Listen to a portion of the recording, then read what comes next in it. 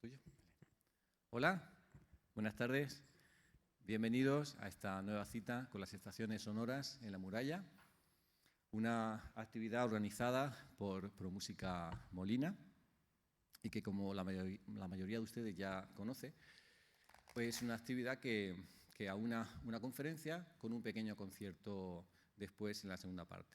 Hoy tendremos una pareja de artistas italianos que vienen de Nápoles, un recital de canto y piano, que ya los presentaré justo cuando acabe la conferencia.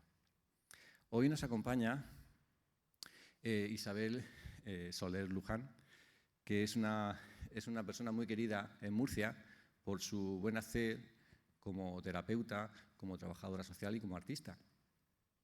Hoy nos propone una conferencia muy bonita, muy hermosa.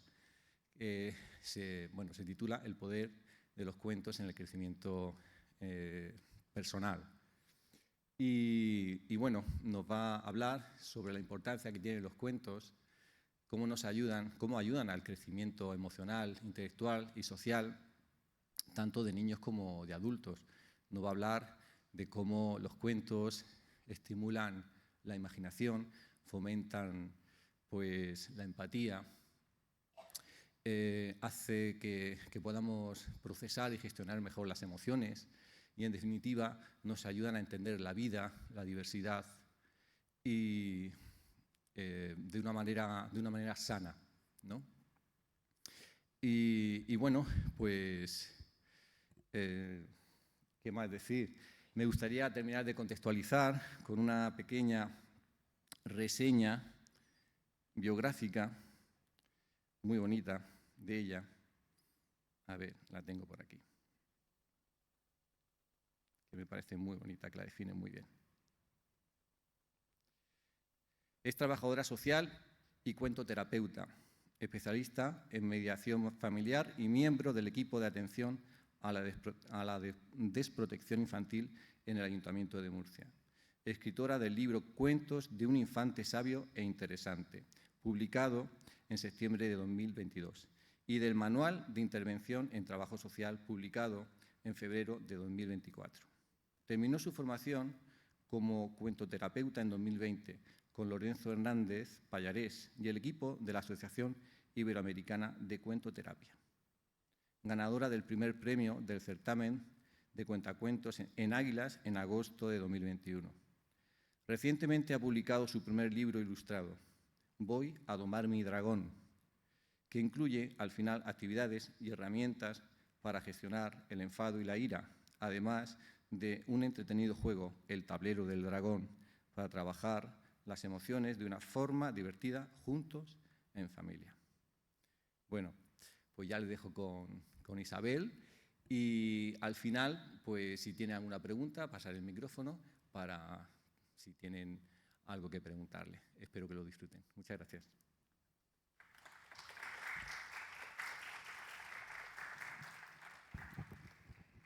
Bueno, gracias Pedro por tu presentación tan cercana y a la Asociación ProMúsica por promover esta iniciativa de ciclos conferencia-concierto tan interesantes.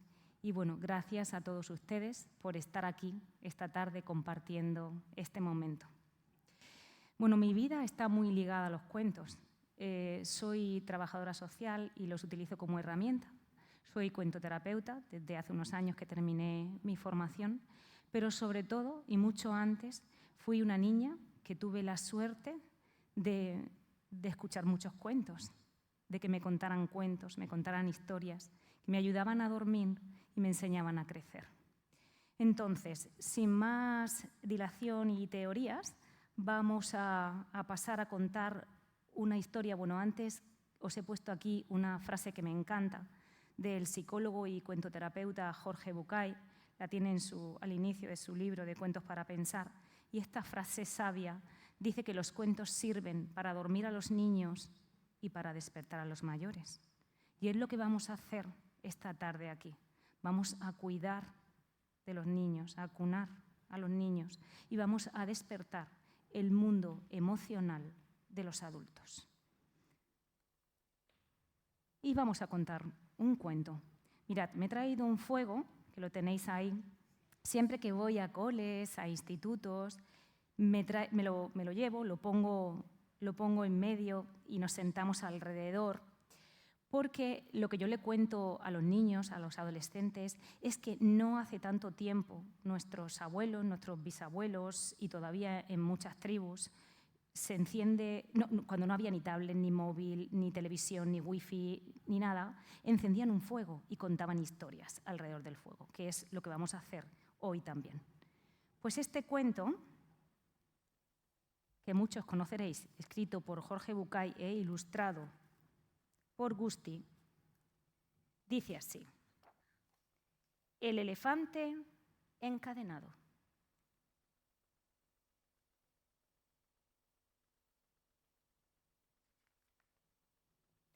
Cuando yo era niño, me encantaba el mundo mágico de los circos. Me entusiasmaba poder ver de cerca a cada uno de esos animales que viajaban en caravana de ciudad en ciudad.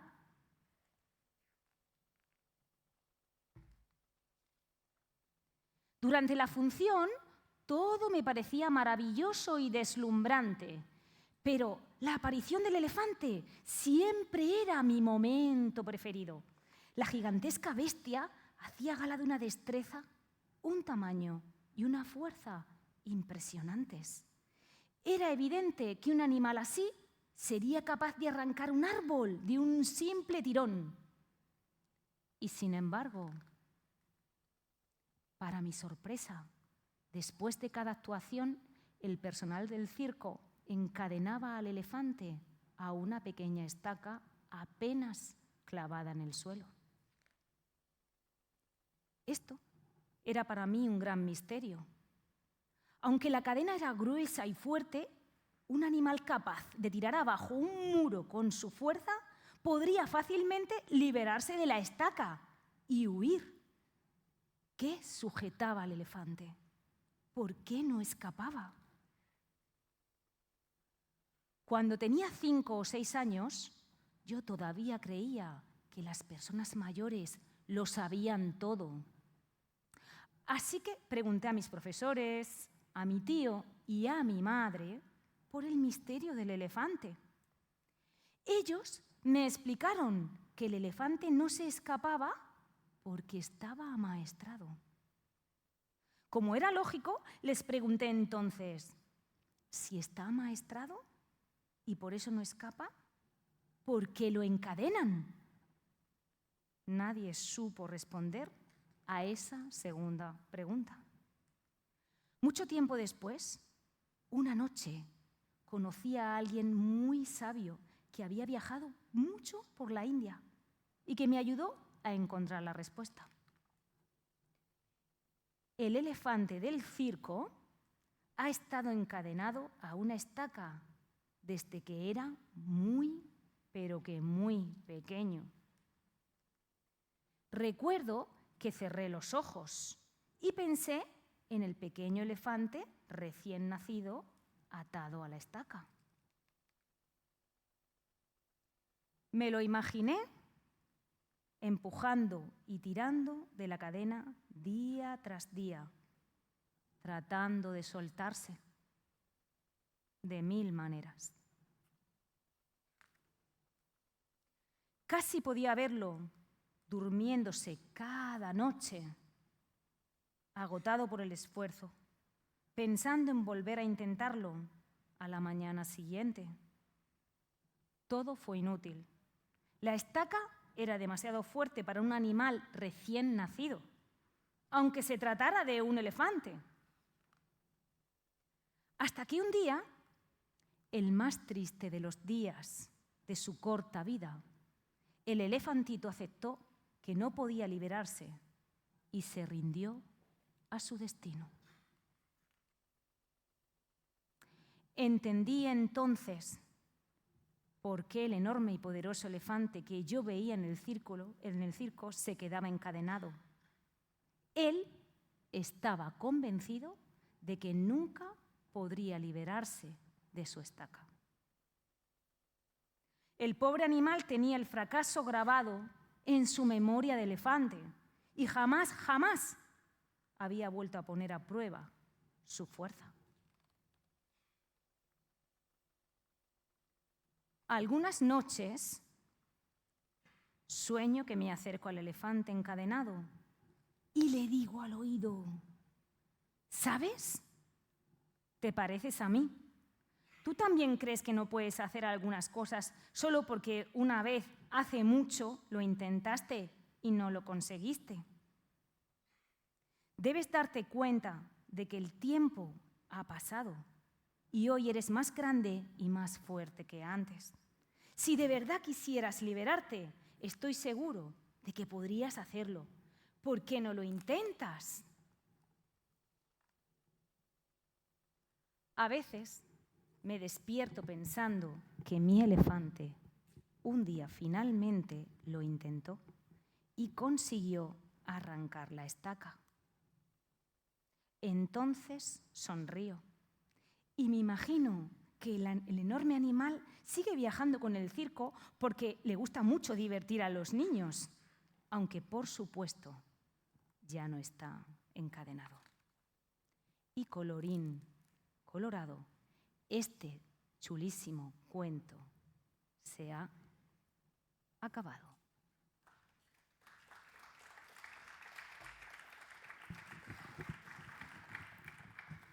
Pero, ¿y nosotros?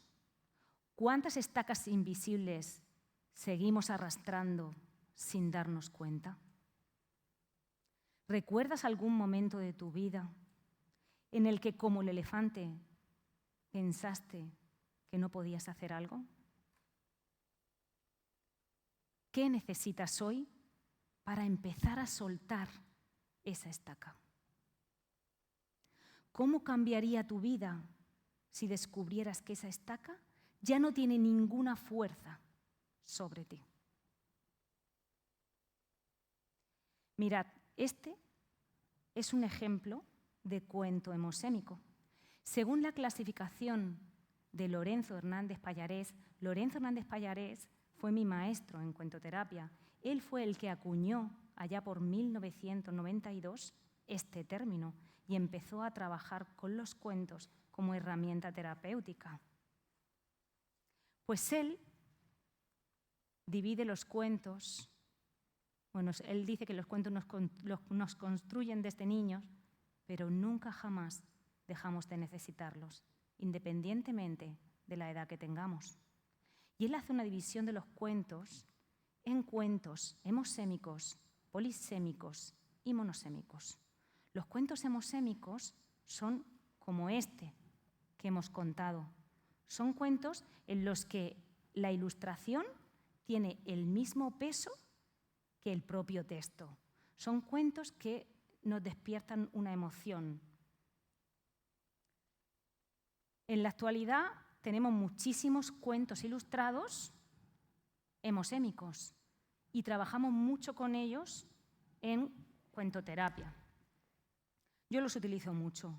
Luego tenemos los cuentos polisémicos. Los cuentos polisémicos son los que tienen muchos significados.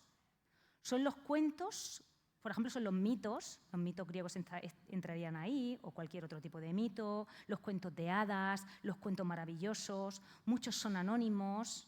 Son, por ejemplo, el cuento de la Cenicienta, es un cuento polisémico, el cuento de Pulgarcito, de Perrault, el del gato con botas, o el del Príncipe Feliz, de Oscar Wilde. Y luego tenemos los cuentos monosémicos. Él dice que los cuentos monosémicos son cuentos que tienen una moraleja, tienen un mensaje para darnos, un mensaje concreto que quieren transmitir. Aquí estarían los cuentos de la filosofía hindú, los cuentos zen, los sufíes, los de Jorge Bucay, o también estarían los de un personaje mucho más cercano a nosotros. Por ejemplo, los cuentos del infante don Juan Manuel. Sabéis que don Juan Manuel fue un personaje, fue un guerrero, fue un escritor y fue un personaje, el más ilustre vecino que ha tenido Molina de Segura, porque él tenía un cargo político aquí en Molina, era el adelantado mayor, que era como el gobernador aquí, aparte de que amaba a esta región. y pasaba muchísimo tiempo en su castillo, que entonces estaba ahí en la Maíta, viendo toda la Vega Media. Él escribía, ¿vale? Él tenía insomnio, dormía muy poquito, muy poquitas horas, y entonces utilizaba este tiempo para escribir. Y en su obra más famosa, en El Conde de Lucanor, recoge un montón de historias que a mí, mi madre me contaba cuando yo era pequeña. Mirad, cuando yo era pequeña solamente había 2 canales de televisión, la 1 y la 2. Y además a las 9 de la noche se acababa la programación infantil y entonces salía pues, el libro gordo de Petete o salían los teleñecos estos que te decían que tenías que irte a la cama. Y efectivamente los padres apagaban la televisión, mi madre apagaba la televisión y ya en la cama era cuando nos contaba cuentos. Aparte de esto, a las 9 acababa la programación de niños, pero es que a las 12 de la noche acababa la de los adultos. A las 12 de la noche en la tele veías esto, la carta de ajuste, y no había nada más. O sea, si es que la gente, os digo, dormía mejor y no necesitaba tantos ansiolíticos. Y mi madre me contaba los cuentos del infante don Juan Manuel, en el que había un conde adinerado, acaudalado, bien posicionado, que tenía un siervo fiel, un siervo sabio, al que le contaba sus preocupaciones. El conde de Lucanor resulta que tenía muchas dudas, muchas veces tenía muchas dudas y no sabía qué hacer con ciertos problemas y ciertas situaciones que le llegaban. Y entonces bajaba a ver a su siervo Patronio y le exponía el problema que tenía. ¿Y sabéis lo que hacía Patronio? Pues Patronio aquí realmente era uno de los primeros cuentoterapeutas, porque él lo que hacía no era darle la solución, sino que le contaba una historia, le contaba un cuento con el que el conde podía resolver él mismo su situación. Entonces, pues le contaba, por ejemplo, la historia del traje del emperador, el del ahogado por codicia. Son cuentos que a mí mi madre me contaba cuando nosotros éramos pequeños, a mí y a mis hermanos, nos contaba estos cuentos. El de 2 en un burro, el del traje del emperador, que luego se hizo mundialmente famoso, aunque el infante don Juan Manuel no lo llamaba así, lo llamaba el traje invisible, el del zorro y el cuervo, o, por ejemplo, el de doña Truana sueña despierta. Entonces, pues estos cuentos para mí fueron tan importantes, me ayudaron tanto a crecer. Yo soñaba con estos personajes y pues los considero tan importantes y tan importante el que no se pierdan, que los recogí en un libro, como ha dicho Pedro, llamado Cuentos de un infante sabio e interesante, en forma de verso. ¿Para qué? Pues para que llegaran mejor a los adolescentes, al público más joven, una forma divertida de escribirlos, y como hacían también los antiguos trovadores cuando iban de pueblo en pueblo, de ciudad en ciudad, de castillo en castillo. Y podemos contar, por ejemplo, si queréis, el cuento de doña Truana sueña despierta, que a mí mi madre me lo contaba como el cuento de la lechera. Y dice así: estando en Molina un día, nuestro conde Lucanor tuvo algunas inquietudes y a Patronio consultó. Patronio, un hombre de buena fe me ha propuesto un gran negocio, tan provechoso que, si va según lo previsto, mi fortuna aumentaré, pues cada paso que dé me reportará finanzas, tantas que al final podré quintuplicar mis ganancias. Patronio escuchó paciente lo que su señor contó y cuando hubo terminado, de este modo respondió: estimado señor conde, creo debemos tender a las cosas más concretas antes que a presuponer. Y como dice un refrán, al que hemos de hacerle caso, más vale pájaro en mano que cientos que estén volando. Pues las ilusiones vanas nos pueden hacer soñar con cosas que no son ciertas, fuera de la realidad, como le pasó hace tiempo a aquella doña Truana, que salió a vender su miel al mercado una mañana. ¿Qué le pasó a esa mujer? Cuéntame, amigo Patronio. Me interesa conocer qué fue de su patrimonio. Su patrimonio era solo una gran jarra de miel. Y un día salió al mercado para poderla vender. Mientras iba caminando, su mente se fue a pensar que con todo lo ganado, huevos iría a comprar. De esos huevos nacerían unas hermosas gallinas y cuando estuvieran grandes, también ella vendería. El dinero que le dieran lo iba a usar para comprar una docena de ovejas. ¿Qué lana habrían de dar? Con esa abundante lana compraría más y más. En poco tiempo sería la más rica del lugar. Y la gente se diría, nena, ¿has visto a doña Truana con esos trajes que va? ¿Que parece una princesa a la que era pobre hace nada? Al pensar en esa vida de 7 veces más rica, su mente se obnubiló y sin darse apenas cuenta, tropezó y se cayó y la jarra con la miel por el suelo derramó. Cuando vio doña Truana toda su miel derramada, lloró y lloró sin consuelo. Sus sueños se iban al cielo y ella en la tierra quedaba, sin los huevos, las gallinas, las ovejas y sin nada, pues todo lo que esperaba no era más que ilusión vana. Así que vos, señor conde, si deseáis obtener auténticos beneficios que rico os han de hacer, con el negocio propuesto, anclad firme vuestros pies para no soñar despierto y en la ruina no caer. Y colorín colorado, este cuento se ha acabado.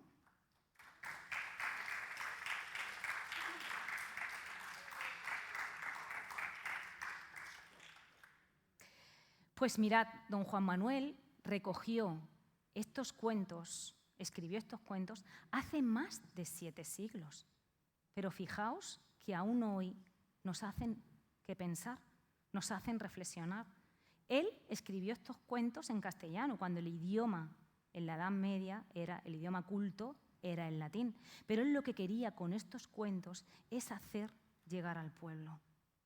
Sin embargo, cuando yo le pregunto a los niños, cuando estoy en la feria del libro, cuando los niños se acercan, cuando estoy en el cole, cuando le pregunto, ¿quién conoce el cuento del zorro y el cuervo, por ejemplo? O el cuento del traje del emperador, o el cuento del ahogado por codicia, o el de 2 en un burro. Pues muchos de ellos no los conocen. Y es que, ¿qué está pasando en nuestra sociedad de hoy? Hemos dejado de contarle cuentos a los niños. ¿Por qué hemos dejado de contarle cuentos a los niños? ¿Por qué relegamos esta responsabilidad, este placer de contar cuentos? Esto que hacían con nosotros, lo relegamos a la televisión, a las maestras de infantil, a las profes de guardería, a YouTube. Pues el escuchar cuentos es un regalo para toda la vida. ¿Y a nosotros? ¿Quién nos contaba cuentos? ¿Quién se sentaba con nosotros y nos dedicaba su tiempo, su voz? Os propongo hacer una meditación. Pedro, ¿tú me acompañarías con el piano para... Podemos hacer un viaje, yo creo, a nuestra infancia, para recordar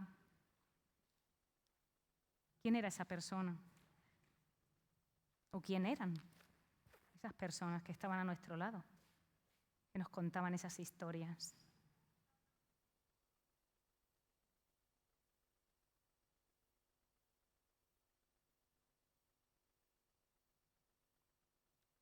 Te invito a cerrar los ojos por un momento y a tomar una respiración profunda.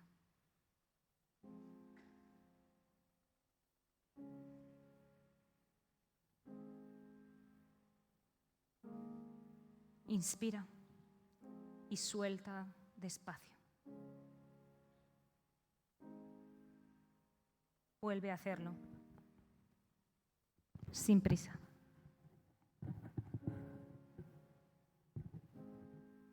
Como si el tiempo fuera un cuento que se cuenta despacio. Ahora imagina que caminas por un sendero suave, tranquilo, como si caminaras dentro de un recuerdo. A cada paso te haces un poquito más pequeño, más ligero. Tu cuerpo cambia, tu mirada también. Y sin darte cuenta, estás regresando a tu infancia. Estás en un lugar que conoces. Puede ser tu casa, un patio, una habitación, el lugar donde solías jugar. Mira a tu alrededor. ¿Qué ves? Tal vez aquellos muebles que recuerdas. Un rincón con juguetes. Un sillón donde alguien se sentaba a esperar. Y ahora aparece alguien. Esa persona que te cuidaba, que te dedicaba su tiempo, que quizá te contaba cuentos. ¿Quién es? Puede ser una madre, un padre, un abuelo, una tía, una maestra, la bisabuela o alguien que simplemente estaba ahí. Mira su rostro, su forma de estar. ¿Qué voz tenía? ¿Qué palabras recuerdas?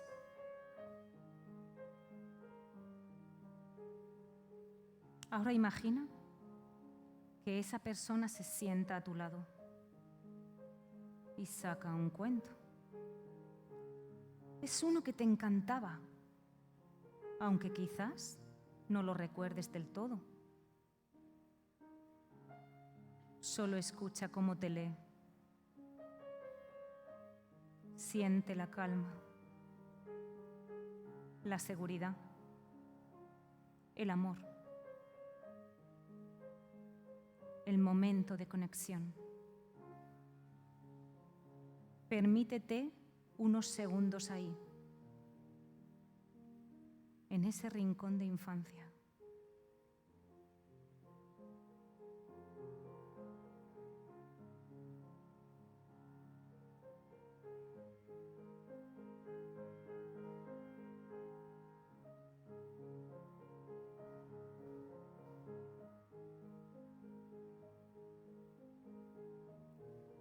Tal vez sonríes. Tal vez algo se humedece en tus ojos. Está bien. Es tu historia.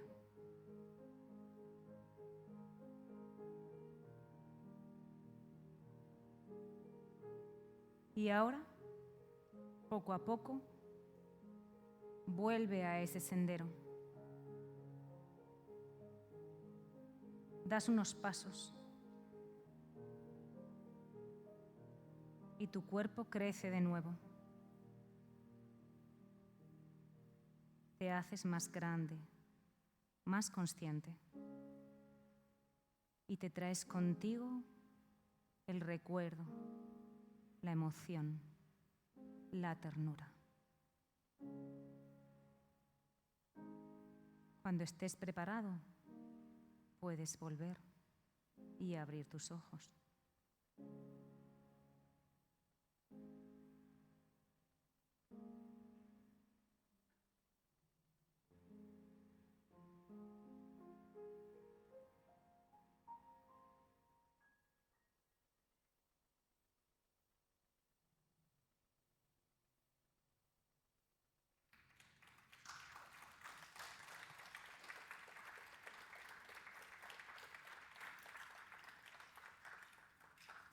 Muchas gracias, Pedro. Ha sido precioso. Esto no estaba preparado. totalmente improvisado. Bueno, una de las pérdidas más dolorosas para mí que acarrean la vida moderna y sus prisas, pues es la de que hemos dejado de contar cuentos a los niños. La costumbre de contar historias, de contar cuentos, apenas perdura en algunos hogares, porque ha sido relegada a las pantallas, como hemos dicho. Yo creo que el niño que oye cuentos de la boca de sus padres, de la boca de sus abuelos, participa de una comunicación afectiva con sus principales seres de referencia. El niño siente que sus padres le están dedicando un tiempo especial a él solo o junto con sus hermanos y que en ese momento le están haciendo el regalo de su voz, de su pensamiento.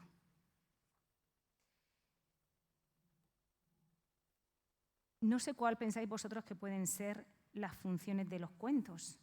Yo creo que entre las funciones de los cuentos está la función mágica porque estimulan la imaginación y la fantasía.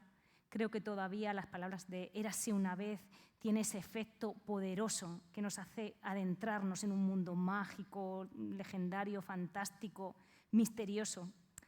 Creo que los cuentos abren y han abierto puertas sorprendentes a mundos interiores, a mundos imaginarios. Creo que los cuentos también tienen una función lúdica porque los cuentos entretienen y nos divierten.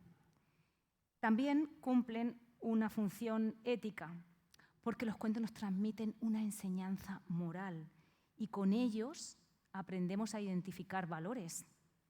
Tienen una función espiritual porque, como dice Lorenzo, los cuentos son el lenguaje del alma. Y también tienen una función terapéutica porque son mapas psicológicos y de conciencia que ayudan a hacer consciente el mensaje que nos llega al inconsciente. Bueno, los cuentos hemosémicos, que hemos dicho que son los cuentos ilustrados, como los que tenemos hoy en día, en los que el texto tiene el mismo peso que la ilustración, se utilizan mucho en cuentoterapia para trabajar las emociones. Y es que las emociones están presentes en las vivencias diarias y afectan a nuestro estado de ánimo, influyendo decisivamente en nuestra conducta y en la manera en cómo nos relacionamos con los demás. Es importante, muy importante, conocer nuestro mundo emocional para conseguir bienestar, y un bienestar no solamente físico, sino también mental. Ya sabemos que ser inteligente no garantiza el éxito en la vida, ni facilita la felicidad. Son otras habilidades emocionales y sociales las que nos ayudan a conseguir estabilidad emocional y mental, satisfacción en nuestras relaciones, adaptación al entorno, y estas habilidades emocionales contribuyen a desarrollarlas, los cuentos. Contar cuentos, historias, leyendas es compartir emociones, es generar espacios emocionales interesantes más allá de las palabras. Cuando a la palabra se le une la emoción, forman el binomio perfecto. Podemos decir que los cuentos comunican, nutren, advierten, entretienen, pero también enseñan herramientas para gestionar emociones. Al menos eso es lo que yo he querido hacer cuando he escrito este cuento de Voy a domar mi dragón. Yo trabajo en un equipo de atención a la desprotección infantil. Trabajo con familias que tienen menores en situación de riesgo moderado. Trabajo con familias muy vulnerables, que muchas han sufrido maltrato y que tienen mucha rabia dentro. No solamente los niños tienen rabia dentro. Yo he ido a casas donde he visto a padres e incluso a abuelas muy violentas con sus nietos, que no saben hacerlo de otra manera, ¿no? Entonces, yo cuando escribí este cuento, yo ya había terminado la formación de cuentoterapia, pero pues no encontraba uno concreto que me ayudara a trabajar con mis niños, con mis familias. Y entonces escribí este cuento, que es el último que vamos a contar, y que se llama Voy a domar mi dragón. La ilustradora es una chica murciana muy joven que está estudiando en la Escuela de Artes, se llama María Cebes Abenza y ha hecho estas ilustraciones tan preciosas. Y dice así: voy a domar mi dragón. Voy a domar mi dragón, el que me tiene encerrado, sometido y asustado. ¿Conseguiré dominarlo? Claro. Y una vez que lo consiga, yo me sentiré aliviado. Mi dragón es rojo y verde y con una larga cola. Tiene dientes amarillos y echa fuego por la boca. Se despierta con mi rabia. Cuando estoy muy enfadado, se retuerce y se enfurece, asustando al más pintado. Voy a domar mi dragón, el que me tiene apresado, deprimido y enjaulado. ¿Conseguiré dominarlo? Claro. Y una vez que lo consiga, yo me sentiré animado. Mi dragón mide 3 metros y pesa más de 100 kilos. Su mirada es penetrante y sus colmillos muy finos. Él se crece con mi orgullo, con mi arrogancia y soberbia, con mi vanidad y mi enfado, con mi falta de paciencia. Cuando está tan enojado, va asustando a todo el mundo. No quieren tenerlo cerca. Causa un rechazo profundo. Quiero aprender a domarlo, que no esté tan alterado, que respirando profundo pudiera estar más calmado. Voy a domar mi dragón, que me tiene maniatado, prisionero, capturado. ¿Conseguiré dominarlo? Claro. Y una vez que lo consiga, me sentiré motivado.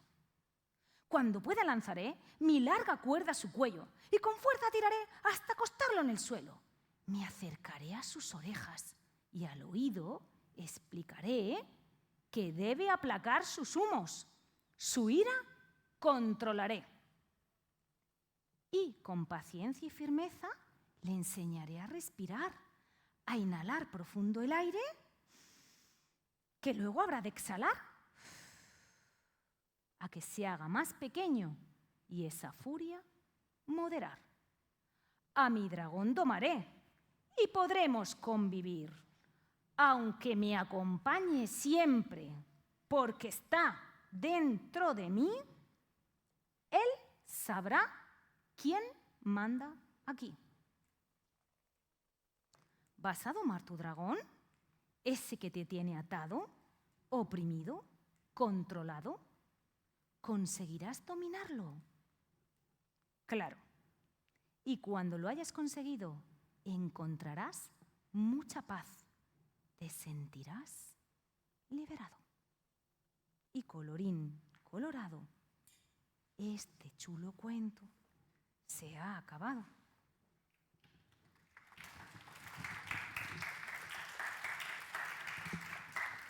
Gracias. Bueno, pues contando este cuento en mi trabajo con un niño de 8 años, con el que llevo trabajando tiempo, que él tiene mucha rabia adentro, pues solamente terminar de contarlo tal y como lo hemos contado ahora, se me quedó mirando y me dijo: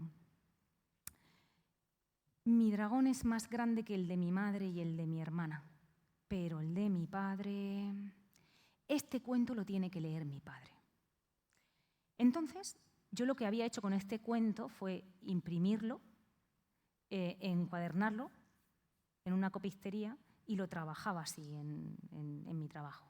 Pero cuando este niño me dijo esto, yo dije: wow, yo quiero que este cuento llegue a las casas, porque no solamente nos acompaña un dragón a los más pequeños, sino que a los mayores también. Y esto es una pregunta que cuando yo voy a los coles, cuando contamos el cuento, que yo lo que hago es que me llevo el kamishibai, el antiguo teatrillo este de madera que se utilizaba en Japón en 1920, y entonces le cuento la historia con las imágenes.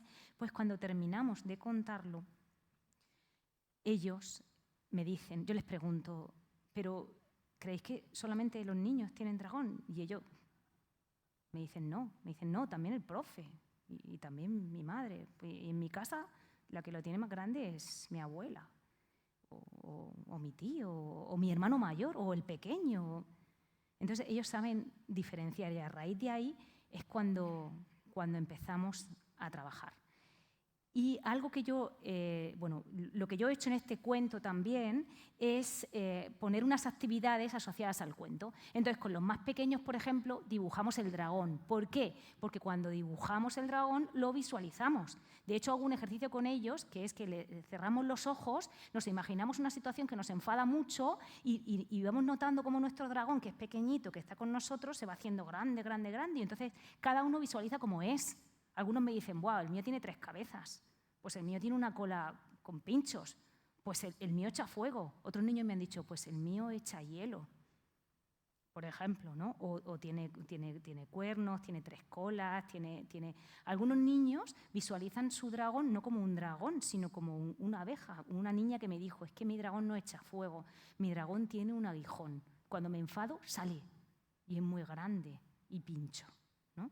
Entonces, el reflexionar cómo es el dragón de cada uno, pues es importante para poder trabajarlo. Entonces, yo lo que le digo es que el cuento se tienen que llevar a casa porque ellos ya, cuando saben cómo domar su dragón, pueden ayudar a otros, ¿no? Yo le digo que cuando nosotros éramos pequeños, en clase no teníamos la suerte de tener sesiones del trabajo de las emociones, por ejemplo. Entonces, que a lo mejor papá o mamá tienen un dragón que no saben cómo domarlo porque nadie se lo ha enseñado, pero que ellos ya pueden enseñarlo, ¿no? Pues contando el cuento, haciendo las actividades. Con los más pequeños, por ejemplo, también hacemos esta actividad que es la del dragón de la calma, que aparece aquí, se hace con materiales muy sencillos, como es el rollo del papel higiénico. Los niños, incluso, si no tienen los ojos, hacen los ojos con papel vegetal. Algunos niños le ponen escamas, se quedan unos dragones preciosos. Y con tiras de papel vegetal hacen el fuego. Entonces, yo le digo a los niños que esto es muy, muy interesante, tenerlo cerca, es muy útil tenerlo en la mesilla, porque así cuando nuestro papá, nuestra mamá nos manda al cuarto, cuando estamos enfadados, cuando no sabemos cómo calmar ese dragón que parece que se nos sale por la boca, nosotros cogemos el dragón de la calma. Mirad, tengo aquí, porque yo siempre llevo mi maleta de los cuentos, y tengo aquí uno que me regaló un niño. Está ya el pobre un poco, se le han caído algunas tiras, pero mirad, él le puso un montón de escamas de colores, le puso los ojos, le puso unas tiras marrones. Y entonces, el tenerlo cerca significa que cuando nuestro dragón está grande, nosotros podemos coger aire y...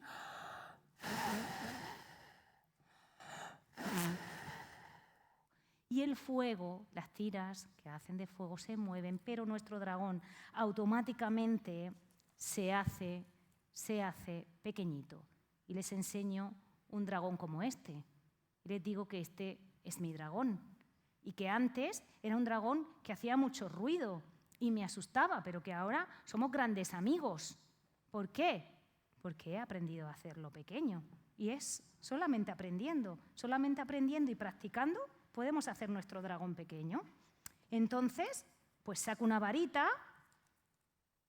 Yo, mirad, cuando estuve en Colombia, el verano pasado, no el anterior, en el 2023, en Colombia estuve en tribus donde no llegaba el internet, ni había tablet, ni móvil, ni siquiera las calles estaban asfaltadas, todo era de tierra. ¿Y sabéis qué?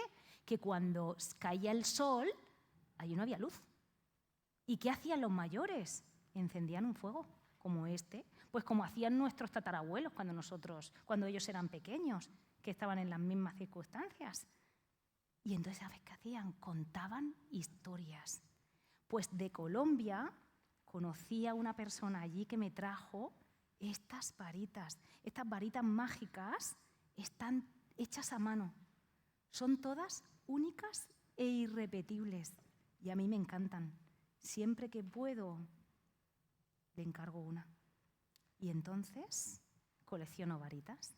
Y de hecho, hoy, esta tarde aquí, vamos a sortear una de estas varitas mágicas. Las tengo aquí y como Irene me ha ayudado a recoger en una urna, ¿verdad? Y yo creo que vamos a poder sacar ahora vamos a poder sacar un nombre para saber quién se lleva la varita. ¿Te quieres subir tú, Irene?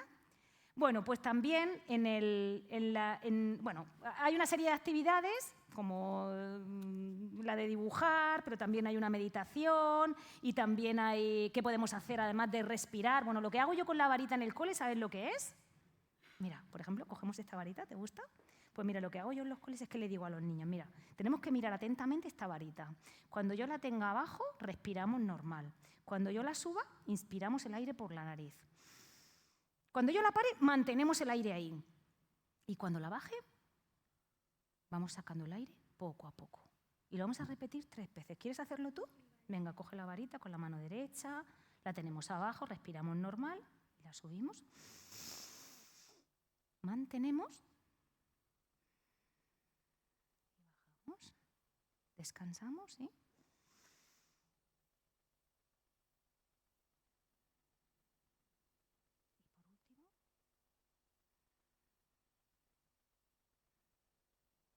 Muy bien, muchas gracias. Pues esto causa un efecto mágico, porque inmediatamente se relajan. Y yo le digo así, que eso es una herramienta que ya pueden utilizar para toda la vida, no solamente cuando su dragón se hace grande, sino cuando sienten ansiedad, cuando se ponen nerviosos. Yo le cuento que yo también me pongo nerviosa cuando tengo que dar una charla y lo que hago es esto, respiro. A los niños más pequeños, ¿sabes cómo les digo que tienen que hacer? Mira, tienen que coger su mano. Y entonces, muy bien, la ponen así con la palma hacia mí, hacia él, hacia la persona, hacia ella. Y entonces se imaginan que los dedos son montañas, nos imaginamos que los dedos son montañas. Entonces, subimos la montaña con la respiración, paramos para ver las vistas, bajamos, descansamos, subimos. Paramos para ver las vistas, bajamos, subimos, bajamos. Paramos, subimos, descansamos, bajamos. Y de esta manera no nos hace falta tener la varita mágica en casa, sino cuando estamos muy enfadados, estamos en nuestro cuarto o incluso no podemos dormir, podemos ejercitar la respiración. Y ellos ya lo saben y lo van a tener. Van a tener esta herramienta para poder utilizarla cada vez que la necesiten. Bueno, pues al final del todo, el cuento lleva también un juego. El juego yo le llamo el tablero del dragón. Y es como una oca, ¿verdad? Leire lo conoce, ¿a que sí, Leire? Hemos jugado. Pues en el tablero del dragón, cuando se cae en el dragón, se pasa al siguiente dragón diciendo de dragón a dragón y tiro porque molo mogollón. Y cuando caes en el protagonista del cuento, pues resulta que hay unas tarjetas que aparecen aquí. Lo que pasa es que yo ya, como este es mi cuento, ya las he recortado. Y entonces las tengo aquí. Cuando voy a los coles jugamos, lo proyectamos y jugamos, y las tarjetas pueden ser positivas o negativas.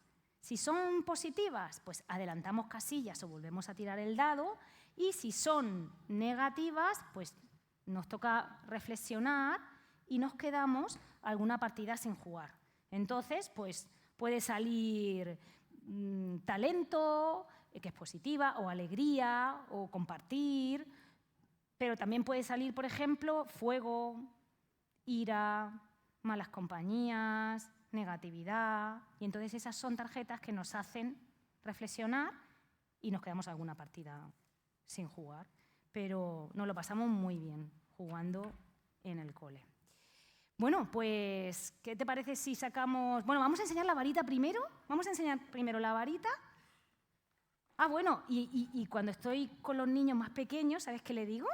Le digo, oye, ¿te imaginas que nuestro dragón, que tu dragón, en lugar de echar fuego o hielo o de pinchar, hiciera pompas de jabón? Qué guay sería, ¿verdad? Y entonces nos lo pasamos muy bien. Bueno, pues mirad, tengo aquí la varita que hoy vamos a sortear, que es una varita única, que viene de muy lejos. De Colombia. Mira, qué chula. ¿Qué te parece? ¿A que está chulísima? Lleva un dragón y lleva una piedra y luego lleva piedras preciosas por aquí, ¿verdad? ¿La quieres sujetar? Qué chula, ¿eh? Bueno, pues yo creo que todos habéis metido, ¿no? ¿Falta alguien? Leire, ¿tú has metido aquí también? ¿Y tú tienes también aquí? ¿Has puesto tu nombre en un papel? Pues si no lo ha puesto, le esperamos que lo ponga.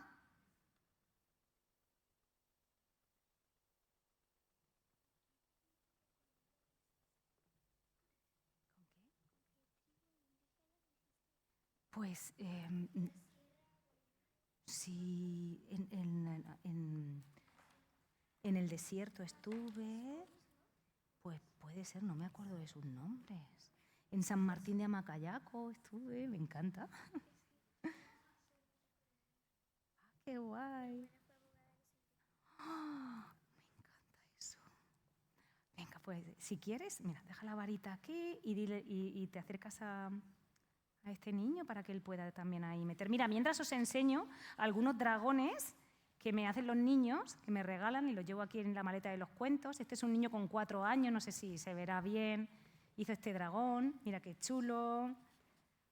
O esta niña hizo este otro. Mira, la niña que hizo el del aguijón, ella decía que veía su dragón así. Este era su dragón. Y es tan válido como cualquier otro. De hecho, si nosotros aquí en esta sala cada uno dibujara su dragón, ninguno saldría igual. Todos serían diferentes. Este lo hizo otro niño, Sergio, con solo 4 años. Esto lo hizo otra niña. Qué chulo. Bueno, yo creo que estamos preparados, ¿no? Ya estamos todos. Entonces, ¿tú vas a hacer la mano inocente o qué? Hay que sacar solamente uno, ¿vale? Chan, chan, chan. Espérate. Dolores Piqueras Amador. Pues nada, Dolores, enhorabuena. Adelante, sube al escenario que recibas tu varita. Se la entregas tú, Irene.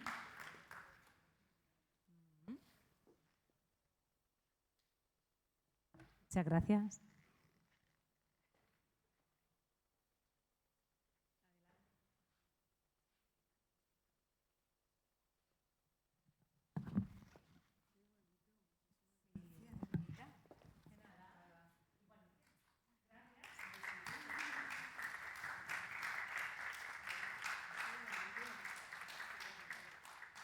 Vamos a hacer... Sí.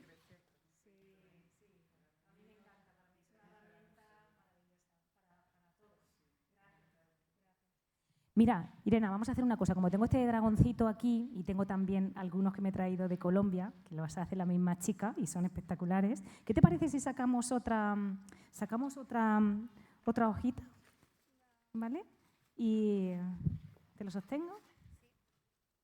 A ver a quién le toca. ¿Va una o dos? Van dos. María de Leire. María de Leire. A ver, ¿qué pone? Mamá de Leire. ¡Hala, qué suerte! ¡Qué suerte, Leire!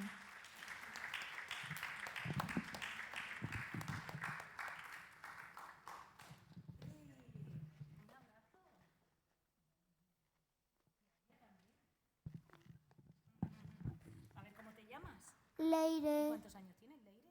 7. ¿Y tú conoces el cuento del dragón? Sí. ¿Y qué te parece? Muy bonito. ¿Te gusta? Pues mira, este dragón es para ti. ¿Qué te parece? Es un dragón chiquitín, como cuando el dragón después de respirar o después de trabajar esa emoción, después de dibujarlo, después de hacer ejercicios para relajarlo, se queda así de chiquitín. Qué guay, ¿verdad? Sí. Pues ese es para ti. ¿Te gusta? Sí. Me alegro. Pues muchas gracias, chicas.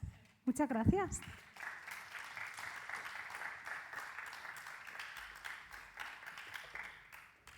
Bueno, pues no sé cómo vamos de hora, yo creo que, pero quería terminar con una reflexión que escribí anoche pensando en esta charla, muy cortita, ¿vale?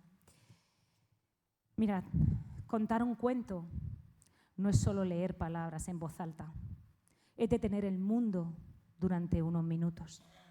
Es decirle a un niño, sin necesidad de decirlo, estoy contigo, estoy aquí, te veo, te escucho. te regalo mi voz. Cuando nos sentamos junto a nuestros hijos a contarles un cuento, les damos mucho más que una historia. Les damos tiempo, les damos presencia, les damos refugio. Y puede ser que ni siquiera recordemos todos los cuentos que a nosotros nos contaran, pero sí recordamos la sensación de abrigo, el calor de una voz conocida, la seguridad de estar a salvo mientras alguien nos regalaba. Los cuentos no son solo para dormir, aunque nos sirvamos de ellos para ir a la cama. Son para despertar emociones, para ponerle nombre a lo que sentimos, para domar dragones que todavía no sabemos nombrar.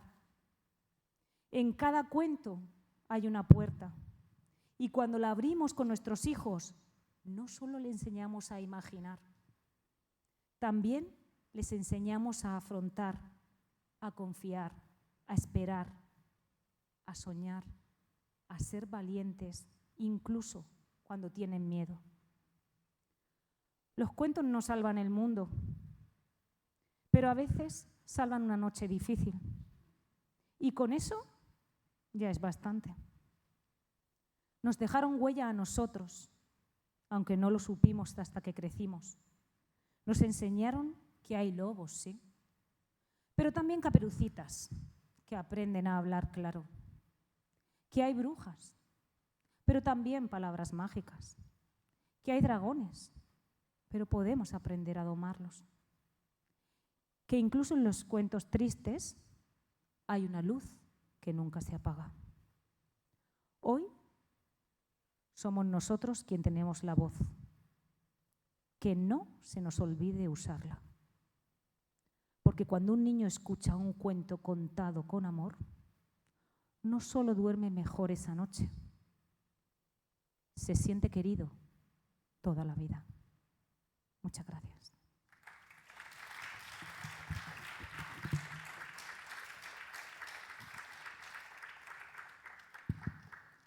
Gracias, Isabel, por esta conferencia, que ha sido un regalo. Ha sido pues uno de los momentos más mágicos que hemos vivido aquí en Tudén.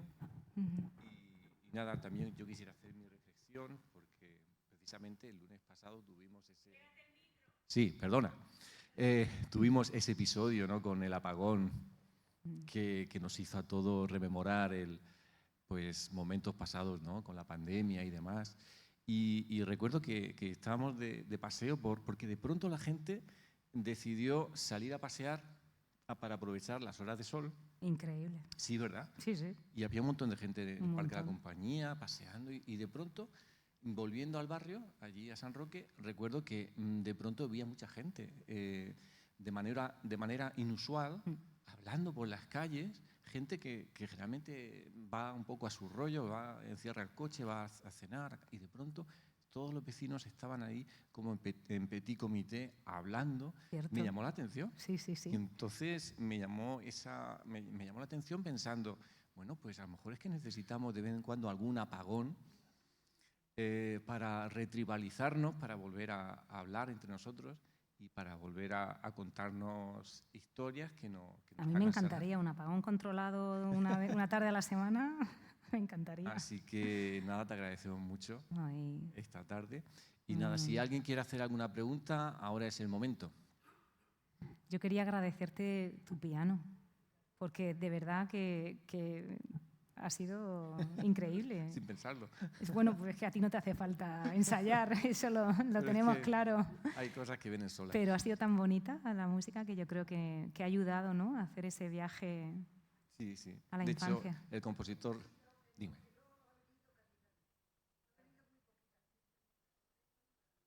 Sí, ¿verdad? Ay, gracias. Bueno, pocos pero buenos. Si es que la hora, el calor, mucha gente que ha tenido comidas familiares, la Champions. El puente, sí. El puente, mucha gente ha salido, se ha ido.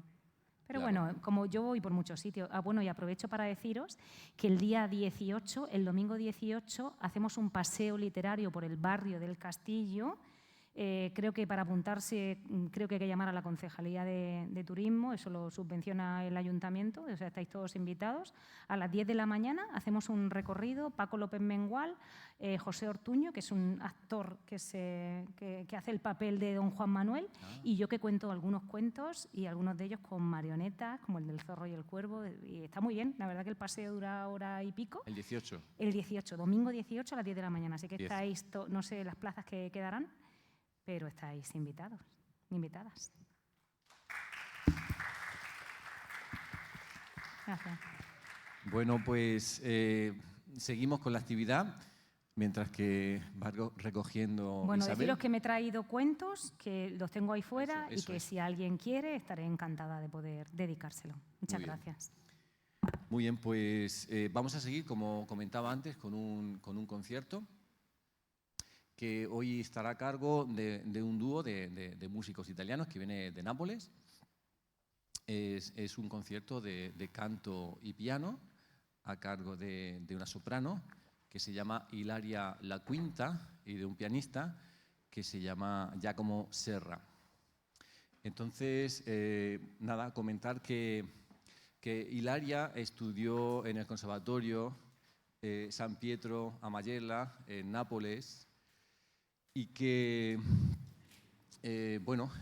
recibió el premio internacional Francesco Albanese. Es una artista muy versátil que estudió repertorio operístico con italiano, con Mirella Freni, una de las grandes de la ópera, y canción alemana con Christa Ludwig. Y bueno, tiene una intensa actividad concertística que la ha hecho hacer conciertos en lugares tan emblemáticos como el Festival de Ravello o en la Sala de la Filarmónica de Colonia, en Alemania. Por su parte, Giacomo estudió en el Conservatorio Giuseppe Verdi de Milán y no solamente es pianista, es también musicólogo. Estudió esta carrera en la Universidad de Venecia.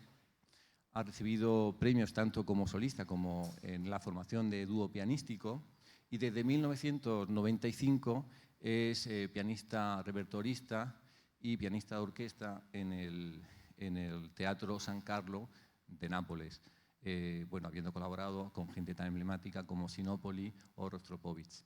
Nos van a ofrecer un recital con canciones de Rossini, con canciones de Schumann, también con canciones de Verdi y algo, como no, de canción napolitana.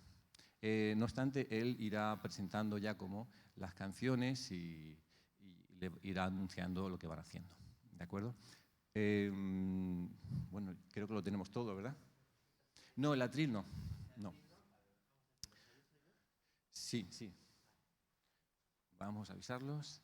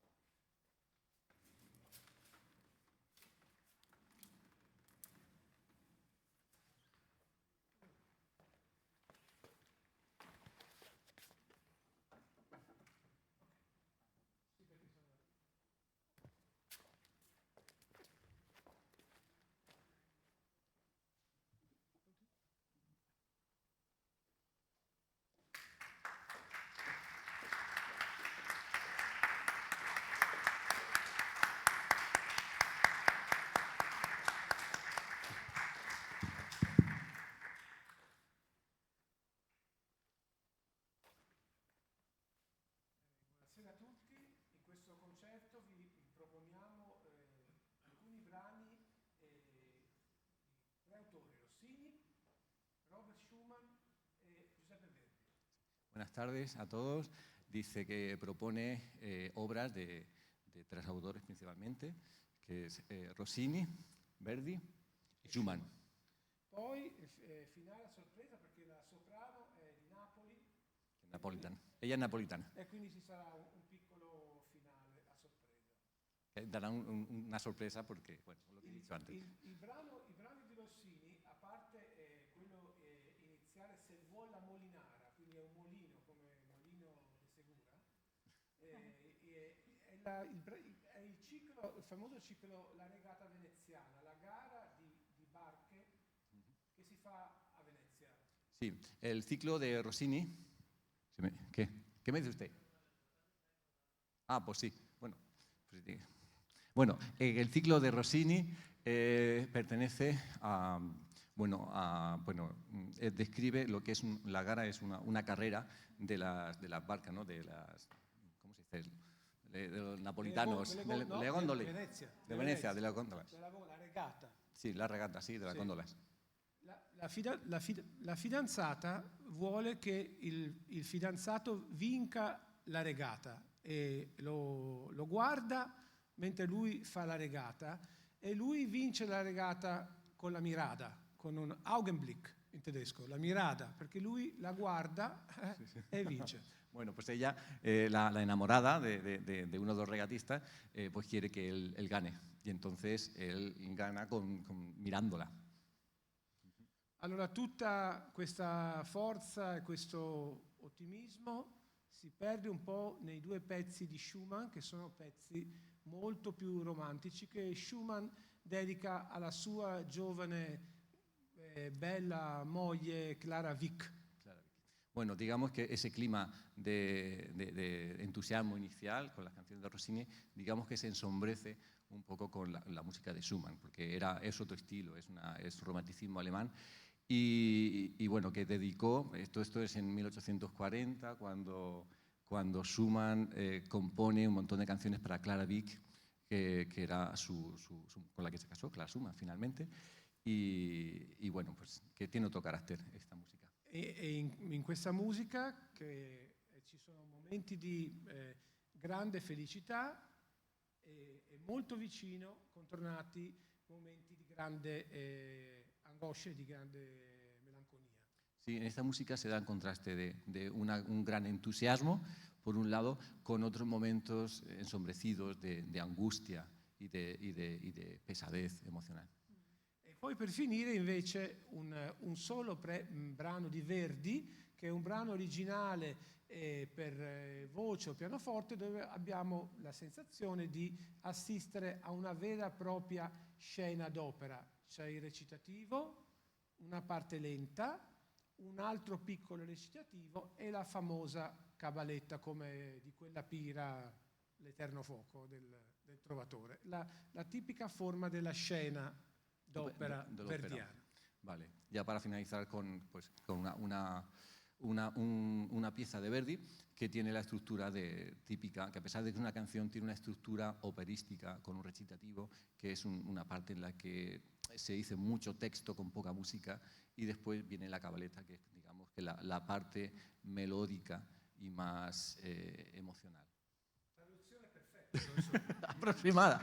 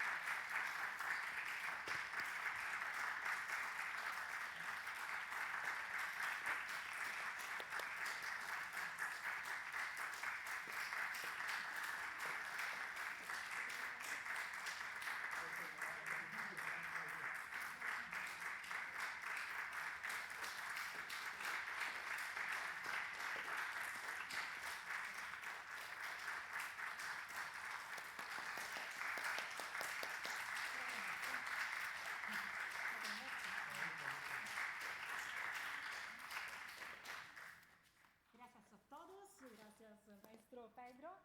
Como última canción te dedicamos una canción napoletana, pero del músico Tosti, con las palabras de Gabriele D'Annunzio. La canción se llama A Buchella, la pequeña boca. Gracias.